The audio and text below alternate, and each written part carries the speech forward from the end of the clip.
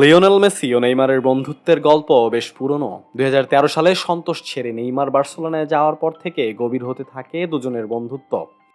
২০১৭ সালে Brazilian forward Barcelona ছেড়ে পিএসজিতে যাওয়ার পর দুজনের দেখা সাক্ষাৎ কমে গেলেও মানসিক দূরত্ব কখনই কমেনি।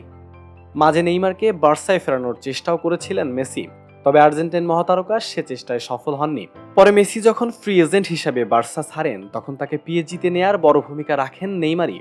এরপর ২০২১ থেকে ২০২৩ পর্যন্ত দুজন একসঙ্গে খেলেন প্যারিসের ক্লাবটিতে।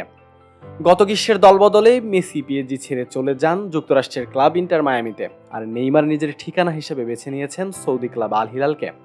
দুজনের মধ্যে আবার দেখা সাক্ষাৎ কমে গেলেও মানসিক সম্পর্ক আগের মতো আছে বলেই মন্তব্য করেছেন নেইমার। দুজনের মধ্যে নিয়মিত ফোন আলাপ এবং বার্তা আদান প্রদান হয় বলেও নিশ্চিত করেছেন নেইমার। সম্প্রতি ব্র্যান্ড স্পোর্টসকে দেওয়া এক সাক্ষাৎকারে মেসিকে নিয়ে উচ্ছ্বাস প্রকাশ করে আল হিলাল তারকা বলেন, মেসি তার আদর্শ এবং বন্ধুত্ব।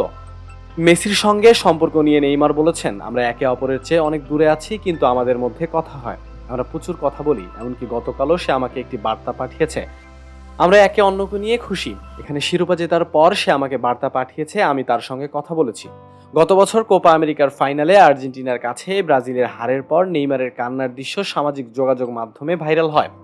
এরপর ড্রেসিং রুমে একসঙ্গে আড্ডা দিতে দেখা যায় দুজনকে। এছাড়া বিভিন্ন সময় একে অপরকে নিয়ে মুগ্ধতা প্রকাশ করতে দেখা গেছে দুজনকে।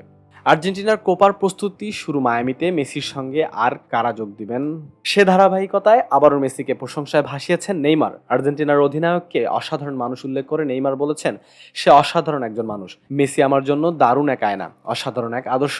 আদর্শের পাশাপাশি সে আমার একজন বন্ধু। আমাদের প্রচুর আড্ডা হয়। মেসি নেইমারের সম্পর্ক নিয়ে আপনি কি মনে করেন অবশ্যই জানাবেন কমেন্টে। ফুটবলের সকল খবর পেতে চোখ রাখুন স্পোর্টস সার্বিরের অফিসিয়াল ফেসবুক পেজ এবং ইউটিউব চ্যানেলে।